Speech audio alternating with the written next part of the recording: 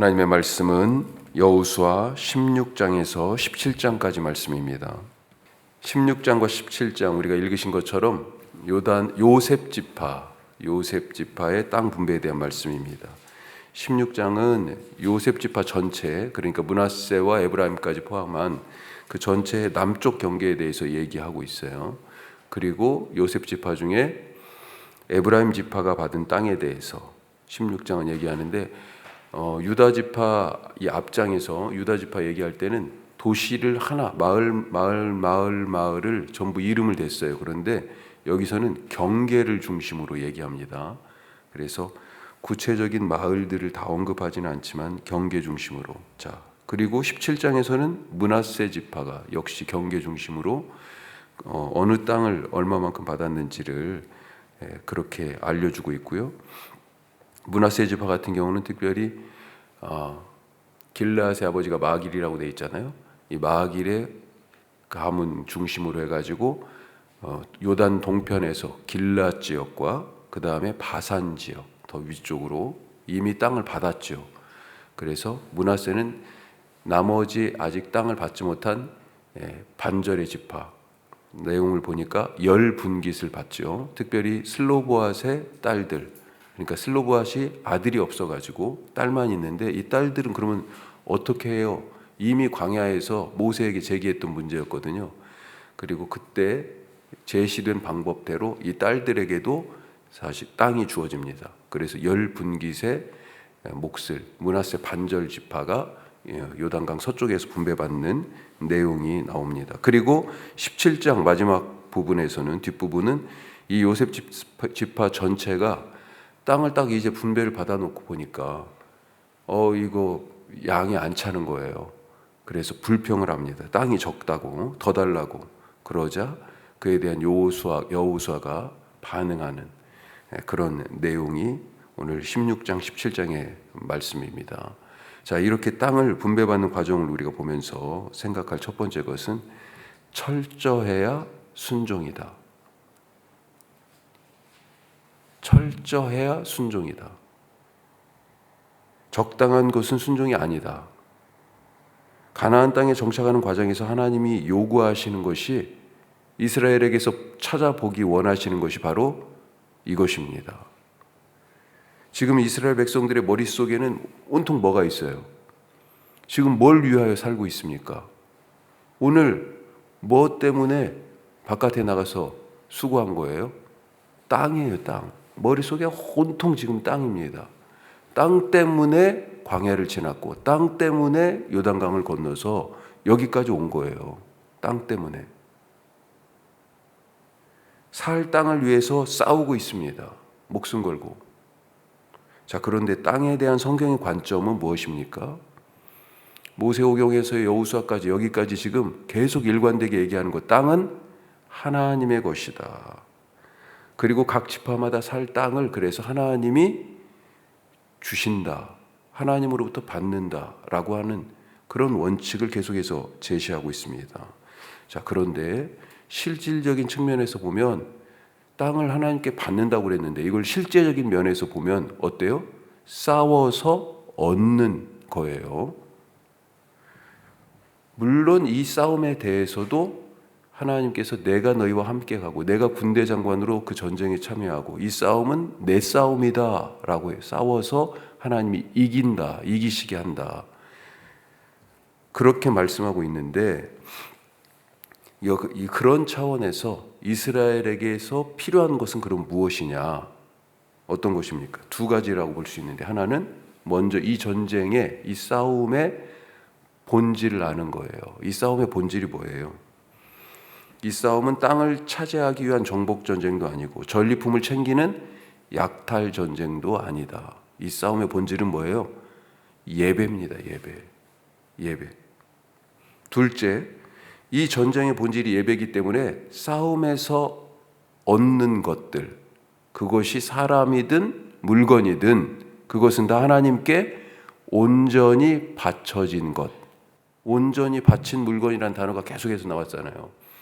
온전히 바쳐진 것으로 하나님께 드리는 철저한 순종, 이걸 하나님이 이 전쟁을 통하여서 이스라엘에게 찾으시는 두 가지예요. 너희가 지금 이 전쟁을 예배로 여기고 신앙 고백으로 가서 전쟁을 하는 거냐, 싸움은 하나님께 달려있는 것을 믿고 그렇게 목숨을 내걸 수 있느냐라고 하는 것. 그리고 사람이든 물건이든 하나님께 온전히 바친 것으로 드릴 수 있느냐, 예배와 철저한 순종. 이것을 첫 번째 전투인 여리고성에서 그래서 가르쳐 주신 거잖아요. 칼 한 번 사실은 휘두르지 않고 성이 무너졌어요. 그걸 보여주셨죠. 자, 그런데 오늘 에브라임 지파의 모습을 보십시다. 므낫세 지파도 마찬가지지만 16장 10절. 자, 땅을 경계를 쭉 얘기하셨는데, 그런데 16장 10절에 보면 같이 한번 읽어보죠. 그들이 게셀에 거주하는 가나안 족속을 쫓아내지 아니하였으므로 가나안 족속이 오늘까지 에브라임 가운데 거주하며 노역하는 종이 되니라. 게셀의 가나안 족속들을 쫓아내지 못한 게 아니고 뭐라고 돼 있어요? 아니했다, 이렇게 돼 있습니다. 힘이 없어서가 아니라 다른 목적이 있어서 남겨둔 거예요. 보니까 이유가 뭡니까? 경제적인 이유라고. 자기들 곁에 두면서 종으로 삼았다고 돼 있습니다. 므낫세 지파는 어땠을까요? 자, 17장 12절 13절 말씀 같이 보면요. 그러나 12절 13절 말씀입니다. 그러나 므낫세 자손이 그 성읍들의 주민을 쫓아내지 못하매 가나안 족속이 결심하고 그 땅에 거주하였더니 이스라엘 자손이 강성한 후에야 가나안 족속에게 노역을 시켰고 다 쫓아내지 아니하였더라. 조금 상황이 다르죠. 처음에는 쫓아내지 못했습니다. 쫓아내고 싶었는데 그만큼 힘이 조금 붙였어. 예. 하고 싶어도 못했습니다. 그런데 나중에 강성한 후에도 충분히 쫓아낼 힘이 있는데도 놔두고 종으로 삼아 일을 시켰습니다. 역시 경제적인 이유예요. 다른 지역에서는 지금 보면 다 쫓아낸 겁니다. 대부분의 지역에서는 순종한 거예요. 하나님의 말씀에, 이 전쟁에 대한 하나님의 요구에. 하지만 어느 곳에서는 오늘 읽은 것처럼 쫓아내지 않았습니다. 않았어요. 놔뒀어요. 불순종했습니다. 왜 놔뒀어요? 지금 그냥 종으로 삼는 것이 훨씬 더 우리에게 유익인데 그런 경제적인 관점으로 상황을 파악했어요.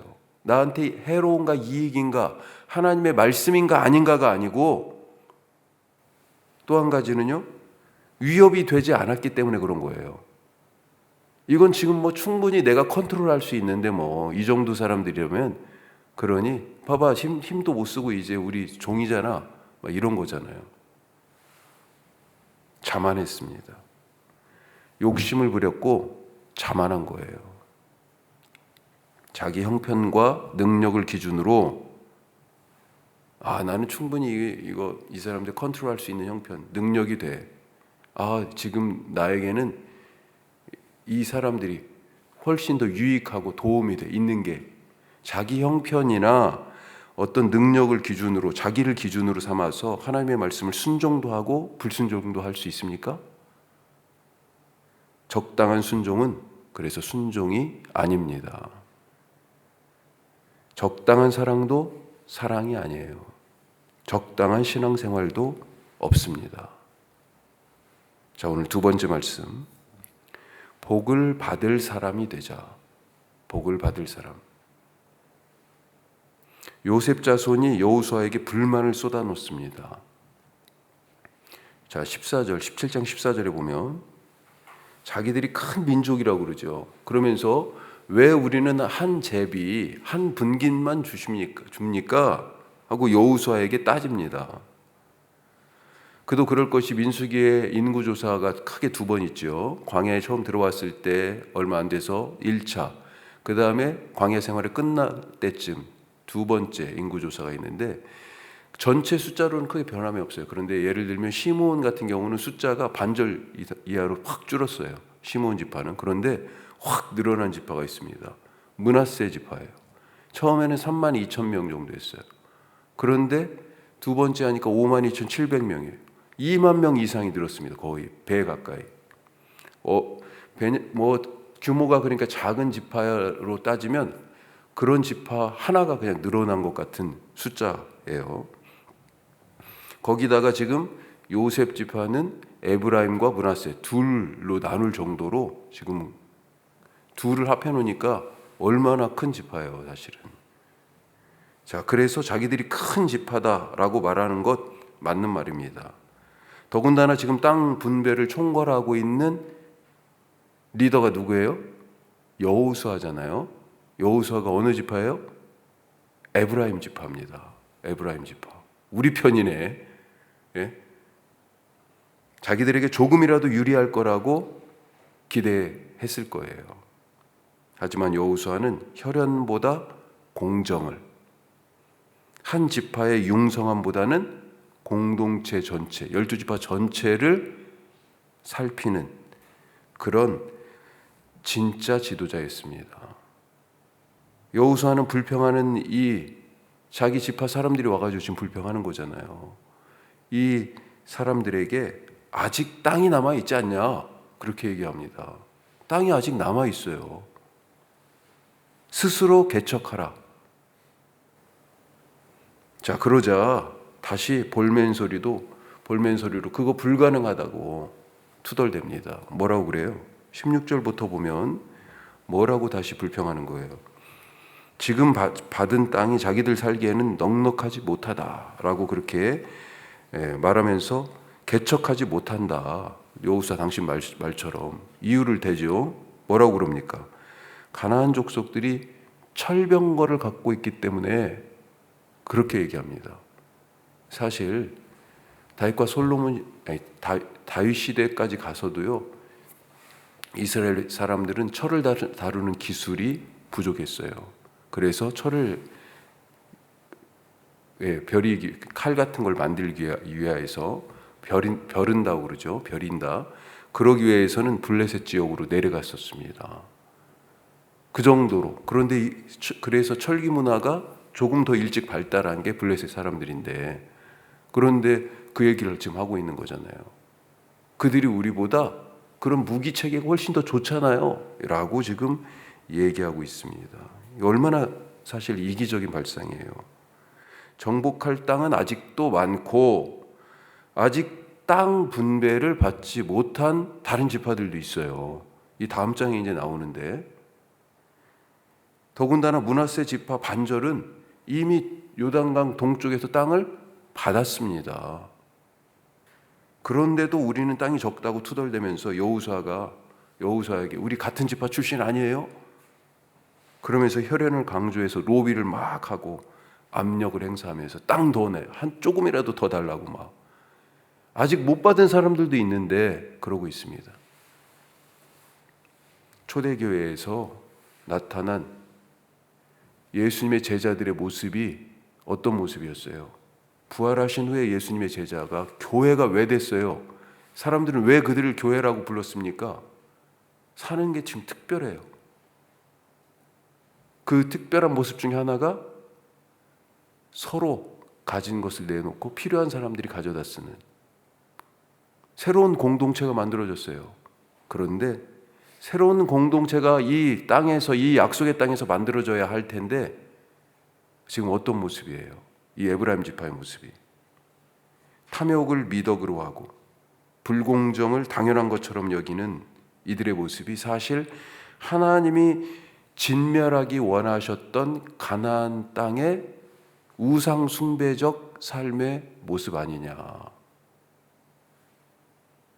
내가 싸워서 차지했다는 오만, 실제적으로는 이 사람들이 나가서 전쟁에서 칼 들고 싸운 거잖아요. 내가 싸워서 얻었다, 차지했다는 오만. 또 막상 땅을 딱 보니까요, 이거 또 갖고 싶고, 저 땅이 또 더 좋아 보여요. 저 땅도 갖고 싶고. 가만히 생각해 보면 이 땅 분배가 요즘 재건축, 재개발 이게 쉬운 일이 아니잖아요. 뭐예요? 아니 전체 지역을 갖다 다시 설계해야 되고 그러는데 누구한테는 조금 유리하다, 불리하다, 그거 가지고도요 그 난리를 지금 치고 있는데 이 이스라엘 백성들이 아무도 없는 여기 가서 여기는 우리 땅, 힘센 사람들이 그럴 욕심들 딱 누가 봐도 한눈에 봐도 저 땅이 좋은 땅이고 훨씬 한눈에 딱 보이잖아요. 그런 욕심들, 전쟁에서 이기게 하시고 땅을 주신 하나님을 잊어버렸습니다. 잊어버렸어요. 이런 자들은 땅을 받을 자격이 없습니다. 복을 받을 사람이 되시기 바랍니다. 깨진 그릇에는 복을 담을 수가 없어요. 내 안에는 하나님이 싫어하시는 진멸해야 할 가나안 땅의 그런 우상숭배적 모습이 혹시 없습니까? 오늘 말씀을 통해서 잘 되돌아보시고 기도하면서 살피실 수 있길 바랍니다. 기도하겠습니다. 오늘 크게 두 가지 말씀 나눴습니다. 철저해야 순종이다. 또 한 가지는요, 복 받을 사람이 되자. 내가 싸워서 이만큼까지 된 거지. 자만하고 자기 능력을 과신하고 또 이 정도쯤 순종하면 됐지. 혹시 그랬던 것 아닙니까? 내 안에 혹시 이 에브라임 지파와 같은 이 므낫세 지파들의 요구와 같은 그런 불평과 하나님 앞에서의 하나님이 진멸하라고 했던 가나안 땅의 우상 숭배적인 삶의 모습이 혹시 있는 것은 아닌지 오늘 우리 기도하면서 살피시기 바라고요. 우리 교회의 비전을 위해서 사람이 교회되는 그런 복음의 일이 우리 안에서 날마다 일어나게 하여 주시고 혁신도시 가운데 그 복음의 씨앗을 심는 오늘 하루 되게 하시고 내가 예배하는 사람이어서 세상에 보내진 예배자에서 나와 만나는 사람이 오늘 하나님을 예배하게 하여 주시옵소서. 우리 기도하시기 바랍니다. 더불어서 우리 노순자 권사님 건강 위해서 살짝 실금이 갔는데 하나님 잘 붙게 하여 주시옵소서. 기도해 주시고 우리 조성희 성도님 어머님 수술 후에 지금 재활병원으로 옮기셨어요. 하나님께서 함께 해주셔서 최소한 한 달 이상 이제 병원에서 더 재활하는 시간이 필요한데 하나님 잘 회복되게 하시고 어려운 시간들 어르신들이 잘 견디게 하시고 무엇보다도 이 과정 통해서 하나님 만나게 하여 주시옵소서. 기도해 주시기 바랍니다. 다 같이 기도하겠습니다.